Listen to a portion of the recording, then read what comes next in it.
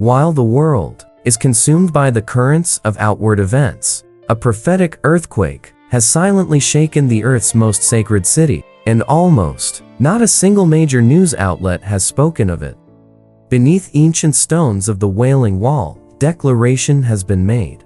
A council of leading rabbis has convened, not for prayer, not for politics, but for a public proclamation. The time has come. It is time to prepare for the rebuilding of the temple. This is not just a video. This is an analysis of a convergence, where ancient faith confronts modern geopolitics, where thousand-year-old prophecies are being fulfilled with staggering precision. If you are a researcher, this is a feast of historical data. If you are a Catholic or Protestant, this is the clarification of the end times context. And if you are a geopolitical observer, this is the deep spiritual dynamic behind the planet's hottest flashpoint. Join me in this analysis. To understand why this declaration carries so much weight, we must know WHO made it.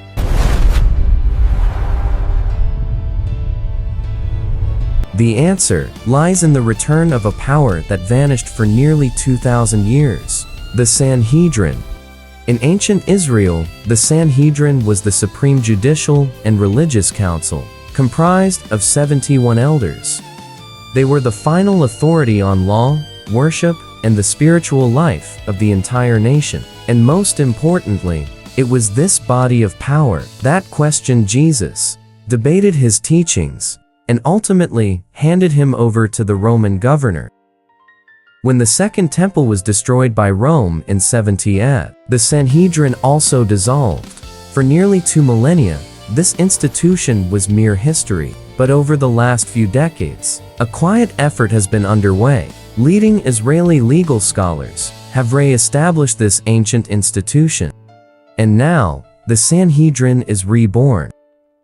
Consider this symmetry. The very council that disappeared when the temple was destroyed is now active again, as Israel begins discussing the rebuilding of that very temple. This is not coincidence. This is a pattern, foretold. To understand what is happening, like the prophetic timeline, it all begins with Jesus' words in Luke 21, verse 24. Standing on the Mount of Olives, he declared, "Jerusalem will be trampled on by the Gentiles, until the times of the Gentiles are fulfilled." That word, until, is a promise of restoration. It does not describe a permanent loss. It is a countdown. 70 AD, Phase 1 fulfilled. Rome destroys the temple. The Jewish people are scattered. 6th century BC prophecy, Ezekiel 37. The vision of the valley of dry bones. God promises to breathe life into them and bring them back to their own land. 1948, the impossible happens. The nation of Israel is reborn from ashes. 1967, the Six-Day War. Israel recaptures Jerusalem. The destruction, the scattering, the return, and the restoration. Every step, exactly as the scriptures described. And now, we are witnessing the next phase, the preparation for the temple itself.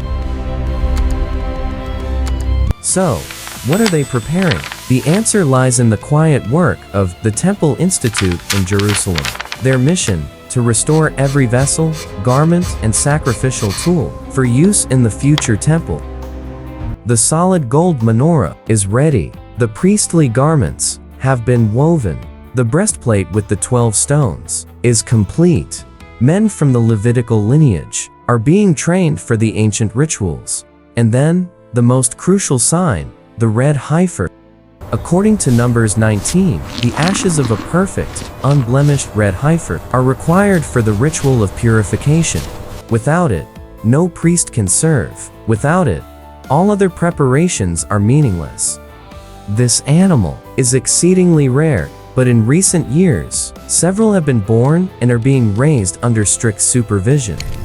The instruments are finished, the garments are ready, the priests are trained, the purifying element exists.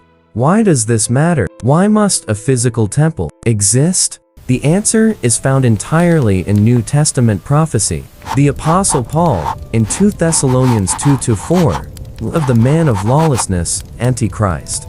He will set himself up in God's temple, proclaiming himself to be God. For this prophecy to be fulfilled, a physical temple must exist.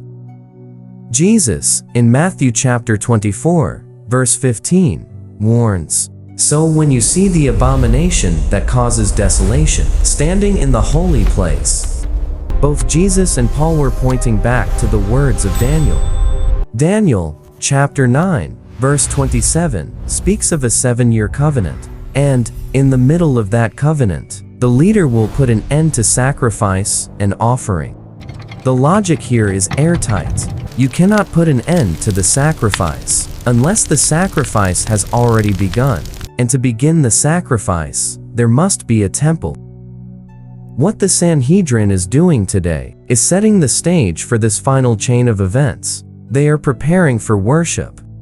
Prophecy says, it will be interrupted. We are watching two lenses. From the Jewish perspective, this is an act of restoring faith, preparing to welcome their Messiah. But from the Christian perspective, the Bible warns that an impostor will come first, a global leader who will walk into the very temple they built and exalt himself. And it is at that tragedy that the prophecy of Zechariah chapter 12, verse 10 will be fulfilled. They will look on me, the one they have pierced, and they will mourn. That is the path God uses to open the eyes of the nation of Israel, to recognize Jesus as Messiah. When we connect the signs, Israel restored 1948, Jerusalem returned 1967, the explosion of technology, the gospel preached globally, and now, the call to rebuild the temple, the prophetic picture, is coming into focus. This is not a call to fear, it is a call to awaken. The purpose of prophecy is preparation, not panic. The temple in Jerusalem may become the epicenter of conflict, but it is a reminder, the true temple, where God dwells with his people, is coming. As the book of Revelation describes, there will be a day when no physical temple is needed. For the Lord God Almighty and the Lamb are its temple. Until that day, we watch, we prepare, and we live with expectation. If this analysis brought you value, share it. Discuss in the comments below. What signs do you see most clearly in our time? And subscribe to Veritas Bibles as we continue to decode the events shaping our future.